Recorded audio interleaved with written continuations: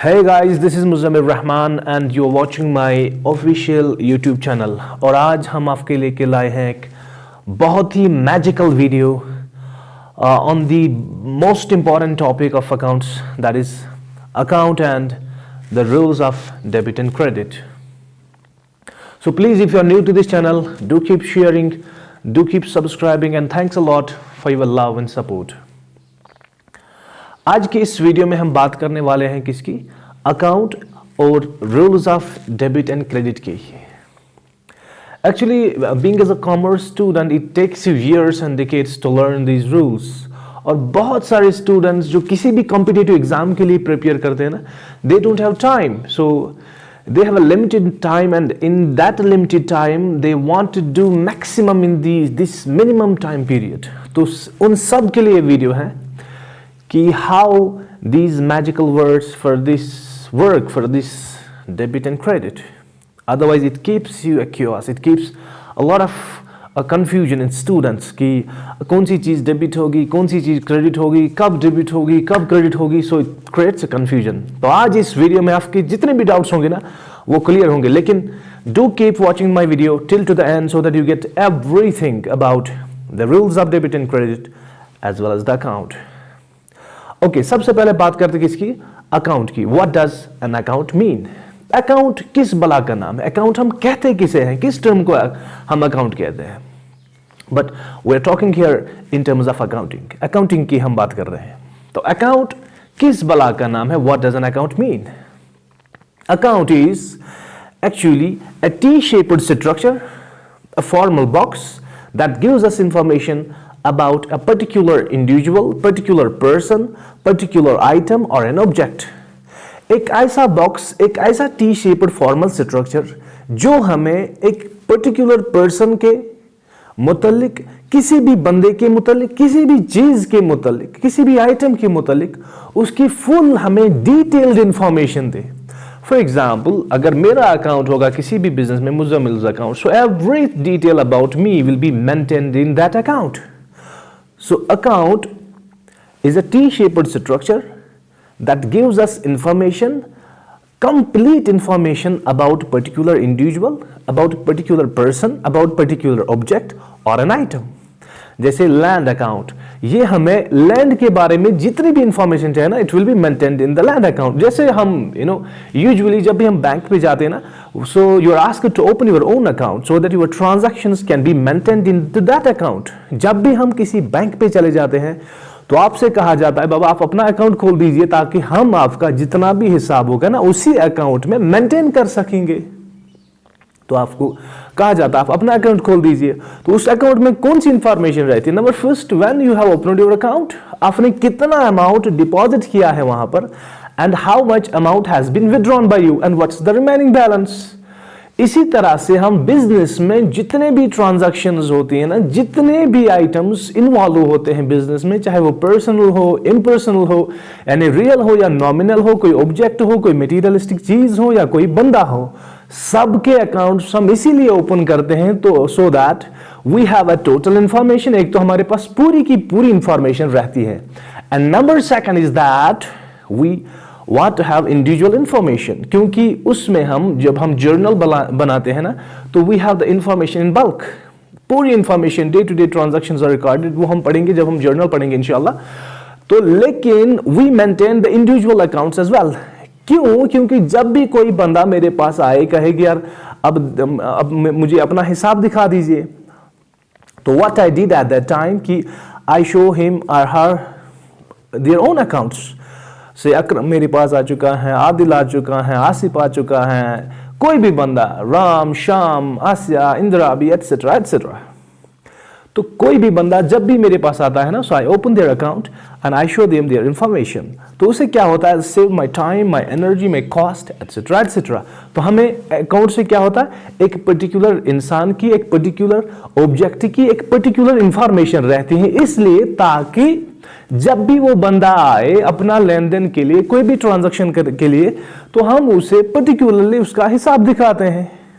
Great, you might have seen those things in the informal shops retailers as well. जब भी हम किसी के पास जाते हैं ना, तो उससे हम कहते हैं यार हमें बुकलेट अपनी दिखा दीजिए ताकि हम देख सके कि हमारा कितना हिसाब है आपके साथ. बट उन्होंने क्या किया हुआ, they have maintain that informally. लेकिन here in accounts we follow the rules कि कौन सी चीज लेफ्ट साइड में लानी है, कौन सी चीज राइट साइड में लानी है. Great.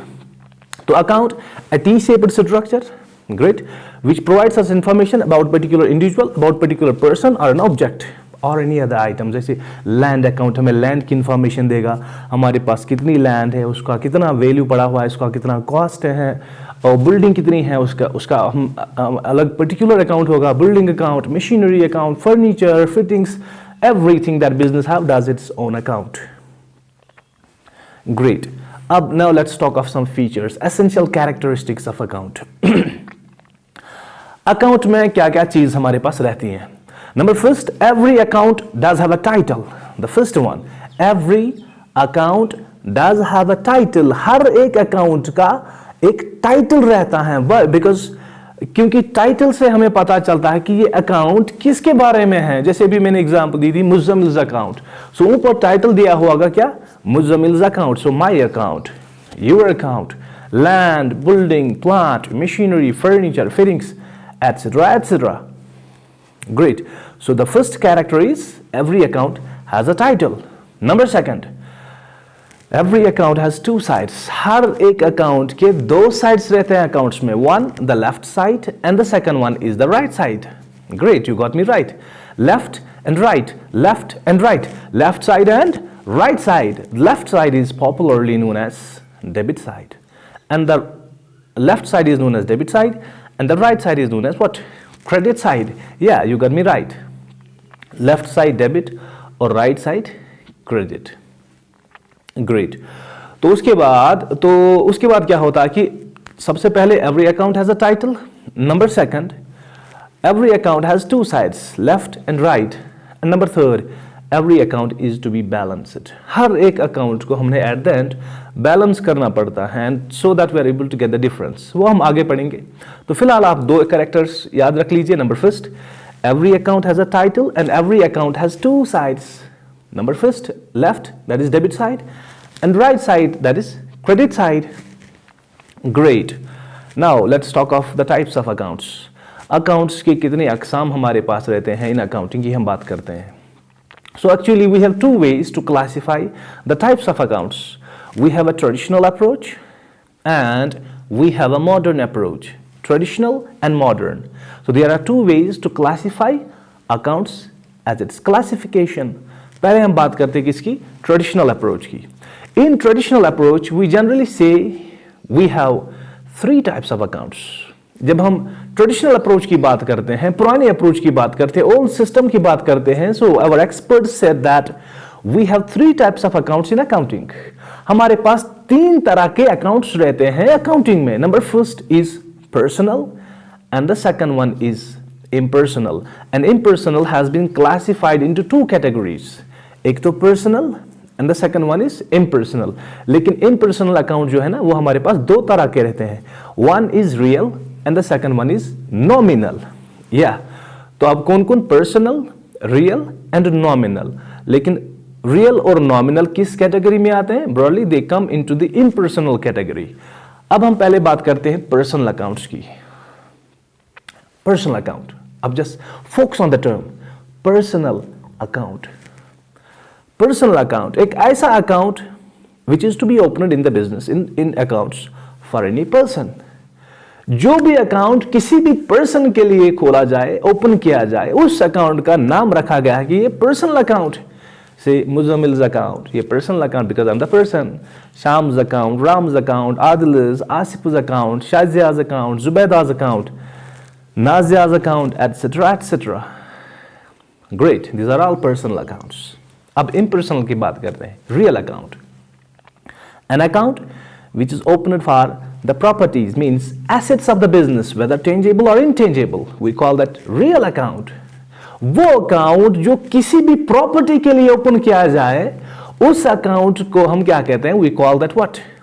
We call that real account. या you got me right. Like land, building, plant, machinery, furniture and fittings. etc etc. You can have a cash account as well. तो अब नॉमिनल की बात करते हैं. नॉमिनल में क्या क्या चीजें आते हैं? Nominal deals with lot of things. An account which is opened for expenses and losses और incomes, revenues and gains etcetera etcetera. एक ऐसा अकाउंट जो हम ओपन करते हैं किसके लिए? तमाम खर्चात के लिए, तमाम रेवेन्यूज के लिए, एक्सपेंसेस के लिए, रेवेन्यूज के लिए, इनकम्स के लिए, गेन्स के लिए etcetera etcetera. We call that nominal account. So we have three types of account. Personal deals with persons. Number second, real account deals with properties. Number third, we have what? We have nominal account deals with expenses and losses, incomes and gains, etc. etc. तो बाद में हम ये भी पढ़ते हैं कि personal account is subclassified into three categories. We have three types of actually persons. That is why the personal account has been broadly classified into three categories. Actually person हमारे पास तीन तरह के रहते हैं, तो इसीलिए हम कहते हैं कि personal account has been classified into three categories. Number first is natural person. Natural person. Natural person means it include all human beings like Muzammil, Sham, Ram, Akram, Asif, Abid, Adnan, etc. etc. तो personal account हमारे पास कितने type के रहते हैं? We have three types of personal account. One is natural person, यानी वो person, a person which was created by Almighty, by the creator. One who is a living being. तो उन सब वो किस कैटेगरी में आते हैं? नेचुरल पर्संस में. इसमें हम सभी all human beings come into this category. Man, women, major और माइनर, चाहे कोई छोटा हो, कोई बड़ा हो, कोई आदमी हो, कोई मर्द हो, सभी आते हैं किस कैटेगरी में? नेचुरल पर्सन में. Okay. Number second is artificial person. It's a person who is not a natural person but under the eyes of Allah is considered as a person. याद होगा आपने, हमने गैप में पढ़ा था separate legal entity, business entity concept. Business and businessman, these are two separate entities. तो हम क्या कहते हैं कि आर्टिफिशियल पर्सन में कौन सा पर्सन आता है? वो पर्सन जो खुद एक नेचुरल पर्सन ना हो, लेकिन कानून हमें कहता है कि we are treated them as a person. कानून की निगाह से जब हम देखते हैं ना, तो they are treated as persons. तो it includes all corporates, all firms and factories and outlets and shops and schools and colleges and universities, etc. etc. These are all persons, but artificial persons. The third one is what? A representative person. Natural, artificial. अब representative person. अब representative person बनता कौन है? Actually, these are either natural persons or artificial person when represented by a different term or by a different name. जब हम एक natural person को या एक आर्टिफिशियल पर्सन को एक नया टैग से हम जाने अपने बिजनेस में, when a new term is used in place, that term becomes the representation of either the natural or the artificial person. For example, in place of the owner, we write drawings. जब वो अपने business में से cash या kind withdraw करता है, when he puts cash or kind, we replace the term owner with capital. So these two terms, prepaid expenses, outstanding expenses, etc. etc. accrual incomes, these all come under the category of representative personal account. So representative personal is a little bit tricky but easy to understand. यानी जब भी हम किसी artificial या natural person के बदले में कोई और टर्म का इस्तेमाल करें, जैसे मैंने ये भी कहा कि जब हम ओनर का नाम रिप्लेस करते हैं कैपिटल से, at that time when cash और kind is injected into his business, तो that capital becomes a representative term. लेकिन किसके बदले हमने इसको इस्तेमाल किया? On behalf of the owner. अच्छा, ड्राइंग्स भी रिप्लेस करते एक ओनर को. हमने तो नाम लिखना था ओनर का, लेकिन हम ओनर का नाम नहीं लिखते. We write drawings in the books of accounts, लेकिन उसने रिप्लेस किसको किया?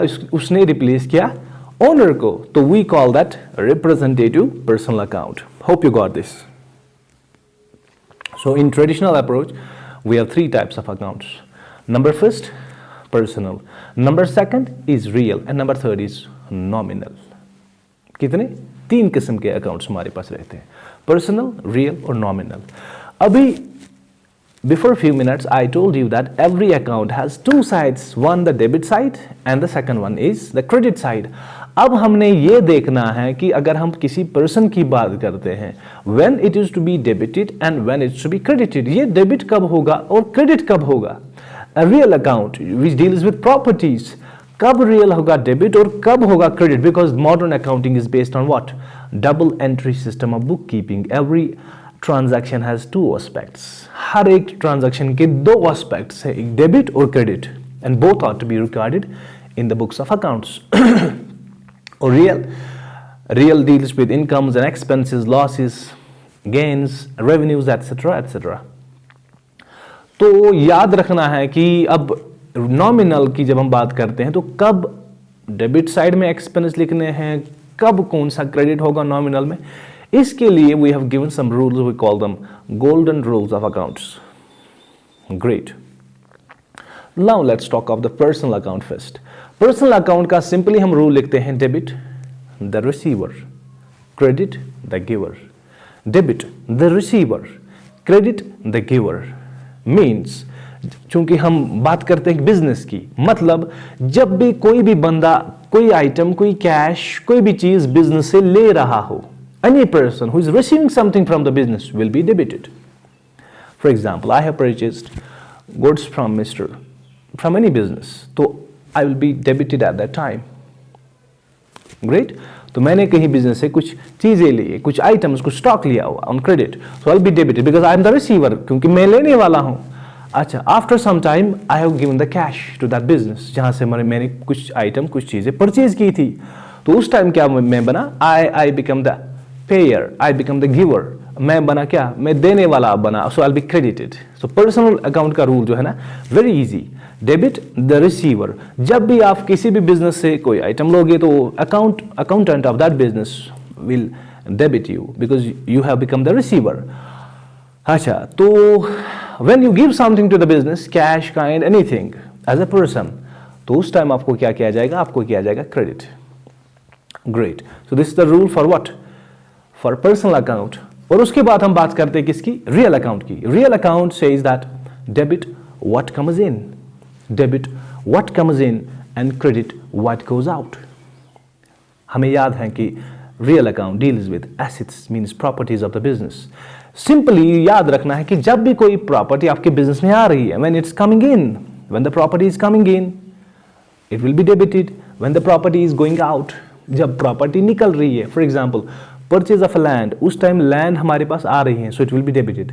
अ सेल ऑफ अ लैंड, अब लैंड हमसे जा रही है, बिजनेस से जा रहे हैं, we are selling it out, तो this land will be what, it will be credited. Land आ रही है तो डेबिट, लैंड जा रही है तो क्रेडिट. फर्नीचर आ रहा है तो डेबिट, फर्नीचर जा रहा है. आ कब रहा है, व्हेन वी परचेज इट, जा कब रहा है, व्हेन वी सेल इट. तो याद रखना है रियल रूल में, जब कोई प्रॉपर्टी हमारे पास आ रही है ना तो इट विल बी डेबिटेड, और जब प्रॉपर्टी जा रही है it will be credited. Furniture आ रहा है, फिटिंग्स आ रहे हैं, लैंड आ रही है, कैश आ रहा है, बिल्डिंग आ रही है, etcetera etcetera. Now let's talk of the nominal, the last one. Nominal simply says that debit all expenses and losses, जो भी खर्चा है, कोई भी नुकसान हो, all these will be debited. Salary, wages, commission, octroi, carriage, free, tax, advertisement, publicity expenses, etc., etc., all these will be debited. Credit, all incomes and gains, all incomes and gains. जो भी कोई चीज आपको gain हो रही, discount received, commission received, rent received, sales, etc., etc., जब भी कोई पैसा आपके पास आ रहा है in any form, if it's an income or a gain to you, you have to credit it as per this rule. तो debit all expenses and losses, जब भी कोई चीज एक्सपेंस हो रही है, यानी कोई खर्चा हो रहा है आपसे, आप वेजेस दे रहे हो, आप सैलरी दे रहे हो, आप ऑक्ट्री पे कर रहे हो, टैक्स पे कर रहे हो, कुछ भी कर रहे हो ना, you have to debit it out. और उसके बाद क्रेडिट में क्या लिखना है, credit all incomes and gains. Yes, you got me right. So this is a beautiful classification that we do in the traditional approach. Just be cool and calm. I'll make it very easy at the end. जहाँ पर आपने कोई rule, nothing you have to just remember. लेकिन that does have certain limitation, those mnemonics or those tricks. Now let's talk of the modern approach. Modern rule में हम क्या कहते हैं कि we, the modern school or American school of thought, believes that we have 5 types of accounts. वो traditional था, old, traditional. Now we have new and modern and American. They simply says that in the business we have 5 types of accounts. हमारे पास 5 किस्म के accounts रहते हैं. Number first is assets account, expenses account, liability account, income or revenue account, and we have a capital account. कितने किस्म? 5 किस्म के accounts हमारे पास रहते हैं in the accounting. And in mnemonics, in a simple trick, we call it clear. Clear. Yeah, you got me right. Clear. What? Clear. C stands for what? Capital. L stands for what? Liability. Capital account. Liability. E stands for expenses. Great. C, L, E. A stands for assets. And R stands for revenue or income. What? You have to keep this word in mind. What? Clear. Clear. Clear? Yeah. You will definitely clear your exam. तो clear में हमने क्या याद रखा कि we have 5 types of accounts. तो अगर आपसे कहेगा कौन कौन, we have asset, we have expense, we have capital, we have liability and we have revenue, that is income account. तो याद क्या रखना है, एक ही टर्म आपने याद रखना है. It will make your job very much easier. That is clear. Rules are very simple in the modern accounting approach. अब इस अप्रोच ने किया कि actually it has created two set of classifications. अब एक बॉक्स में हमने रखा एसेट और expenses, and in the second box we have kept liability, income and capital. Yeah you got me right. On the one side, in one box we have assets and expenses. अभी 5 type के accounts है ना हमारे पास. एक साइड से हमने क्या लिया, on this side we have taken assets and expenses, and on that side we have taken income, income, liability and capital. अब ये वाला जो साइड है ना, इसका सिंपल एक रूल दिया गया, that is assets and expenses की बात हम कर रहे हैं. डेबिट द इंक्रीज, यानी जब एसेट्स बढ़ रहे हैं, एक्सपेंसेस बढ़ रहे हैं, debit them. Credit the decrease. अब इन दोनों में से अगर कोई कम हो रहा है, कम कब होगा, when we sell it out, जब वो हमसे निकलेंगे. तो इंक्रीज कब, जब व्हेन वी परचेज देम. तो एसेट्स और एक्सपेंसेस का एक ही रूल है, what? Debit the increase, credit the decrease. जब एसेट्स बढ़ रहे हैं, एक्सपेंसेस बढ़ रहे हैं तो डेबिट कर लीजिए, जब घट रहे हैं तो क्रेडिट कर लीजिए. Very simple. Then we have the next school, next thought, next box on which we have asset, so we have liability, we have capital and we have revenue. तो रेवेन्यू, उसका क्या रूल है? इसका अपोजिट, debit the decrease, credit the increase. यानी जब liability बढ़ रही है तो क्रेडिट कर लीजिए, जब लायबिलिटी घट रही है तो व्हाट? Debit that. इसी तरह से कैपिटल, जब कैपिटल इंक्रीज हो रहा है तो क्रेडिट दैट, जब कैपिटल डिक्रीज हो रहा है तो debit that. So debit the decrease, credit the increase. Yeah you got me right. So this is the modern school. 2 boxes, assets and expenses, and the rule is similar. Debit the increase, credit the decrease. And on the second side we have what? We have liability, we have capital, and we have income, that's revenue. Great. तो इसका क्या rule है? Debit the decrease, credit the increase. जब asset liability बढ़ रही है तो उसको क्रेडिट कर लीजिए, जब लायबिलिटी घट रही है, for example we have taken a loan from the bank, so liability has increase, तो loan will be at that time what? तो उस टाइम हमारी जो लायबिलिटी है ना, उसको हमने क्रेडिट करना है. ग्रेट. और जब यही लायबिलिटी घट रही है तो इसको हमने डेबिट करना है at that time. This will be simplified in the later classes. अभी आपने खाली रूल याद रखो, because we are just learning the magical rules of debit and credit. On one side we have assets and expenses. एक साइड से हमारे पास क्या है? एसेट्स और एक्सपेंसेस. रूल है बहुत सिंपल. अगर एसेट्स और एक्सपेंसेस बढ़ रहे हैं तो डेबिट कर लीजिए, डेबिट द इंक्रीज. एंड अगर घट रहे हैं तो क्रेडिट द डिक्रीज. अब capital, liability and revenue. Debit what? Debit the decrease, debit the decrease and credit the increase. इन तीनों का एक ही रूल है. Now let's come to the magical trick that works a lot. These are some mnemonics that were created by the experts of the same field. अब कुछ mnemonics की बात कर रहे हैं, कुछ tricks की बात कर रहे हैं that will simplify it very much for you. The first mnemonic that you have to keep in mind is, we call that AIDOC. AIDOC, IDOC, AIDOC. What? Remember this term, AIDOC. Great. This mnemonic is for all assets that you have in the business. AIDOC, IDOC. A stands for asset, I stands for in, asset in, and D stands for debit. Means if assets are coming in, assets in, then debit them.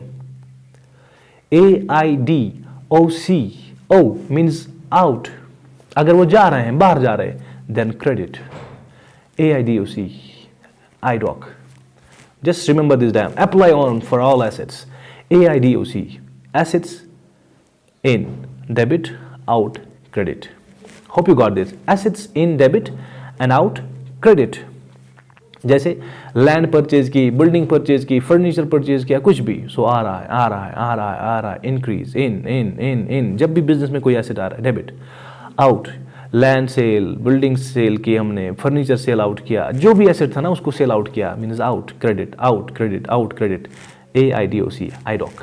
So this is the first mnemonic, the first truth that you must keep in mind. And the second term, the second mnemonic for you is dealer. What? Dealer. DEALER. Dealer. Dealer. Dealer. Dealer. It will become a healer for you. Dealer. Great. अब देखो इसको हम अलग अलग कर रहे हैं. It's a mnemonic, a trick for made for you. D stands for what? D stands for drawings. DEA इसको यहाँ इस तरफ में रखना है, इस साइड में रखना है, इस तरफ. DEALER. This will be debited, DEA, and this will be credited. D, drawings, always debited, always. E, expenses, always debited. And A, assets, लेकिन asset को IDOC का रूल सिंप्लीफाई साथ रखना है. DEA, always debited, लेकिन asset में क्या याद रखना है हमने? We have to follow IDOC simply. Asset जब आएगा तो IDOC साथ में लेना है. DEA, these will be debited always. Drawings, expenses, wages, salary, rent, octroi, etc., etc. Always debited. Drawings, always debited. Great. तो expense always, लेकिन asset की बात करने, so you must follow it with IDOC. फिर LER, dealer का LER. L, liability. E, equity means capital. Equity means capital. R stands for revenue. Always will be credited. So dealer is a mnemonic that works a lot. DEA. D for drawings, E for expenses, and A for assets. लेकिन assets में क्या याद रखना? IDOC. Drawings always debited. जब भी drawing मिले ना इसको debit कर लीजिए simply. Expenses जब भी expense मिले ना simply debited. And asset के लिए मैंने आपसे कहा था IDOC follow करो. It will make your job very much. There is no need to make it buzz for you to just remember the rules for days and decades. No need. But if you want to go for a deep analysis, learn in a better way, I must suggest you then follow the rules properly. That will boost up your knowledge. Lekin if you want to clarify it within few seconds and with few minutes, then follow this trick. DEA. D for dealer. D of the dealer is drawings. E what? Expenses, and A assets. लेकिन asset के साथ क्या याद रखना है? IDOC. Then LER, liability, always credited. Liability. Then we have LE. E stands for equity. That is, equity was what? The capital, always credited. And R is revenue, that is income, always credited. So dealer has simplified our work. D for drawings, E for expenses, and A for assets. लेकिन asset में याद रखना है, we have to follow the IDOC as well. फिर LER, liability, equity, that is capital, and R for revenue, that is income. So this has simplified our work. Then we have the last word. We call that pearls. Pearls. Pearls. Great. This is the last mnemonic that you have to keep in mind and make your work simplified. आपका बहुत काम इससे आसान होगा. PEARLES. Pearls. So P stands for purchases. Again, purchases, it will always be debited with certain exceptions. Exceptions we have, I'm not saying that this 100% will be covered. At least your 90% job is done. With these terms, with these three simple words, IDOC, dealer and pearls. P, अब यहाँ भी PEARLES, pearls. अब देखो यहाँ भी याद रखना, debit कौन से लेटर्स होंगे और क्रेडिट कौन से. P stands for purchases, always debited. E, expenses, always debited. ये E dealer में भी आया था हमें. PEA, A stands for what? A stands for assets, but asset IDOC will be followed again. R stands for what? Revenue. अब R से credit हो रहे हैं ये. So D, E and A, dealer. अब यहाँ पर क्या? Pearls, PEA, pearls, both will be debited. अब R से ये credit हो रहे हैं. R stands for what? R stands for revenue, जिसे हम income कह रहे हैं, will be credited. Always dividend received, rent received, income received, sales, etc., etc. PEAR. L stands for liability. अभी liability dealer में भी आई थी, credited. R से credit होगा, revenue credited, यानी income. L, liability, will be credited. PEARL, liability. PEARLE, E stands for equity, means what? The capital contributed by the owner will always be credited. PEARLE, S for sales. Sales will always be credited. So यही याद रखना आपने. These three important terms. Number first is IDOC. Number second is dealer, and the third one is what? Pearls. PEA, debited. DEA, always debited. Great. फिर यहाँ dealer में LER, always credited. और यहाँ किस में? Pearls में PEARLES,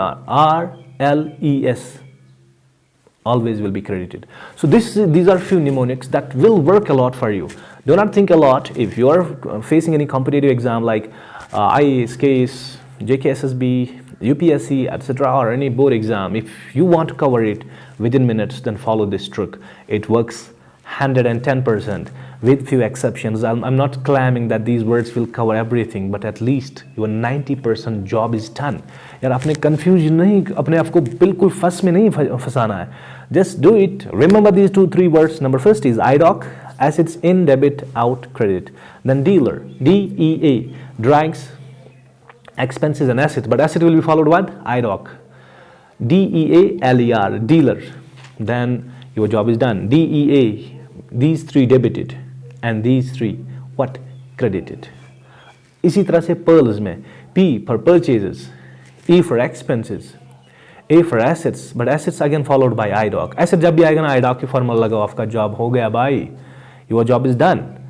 और फिर RLES, R for revenue, L for liability, E for equity means capital, and S for sales means your job is done. Thanks a lot. Keep sharing and keep supporting your brother. I love you all, and I thank once again for your recent support that was given to you by the whole valley in my recent video, that is developments in accounts.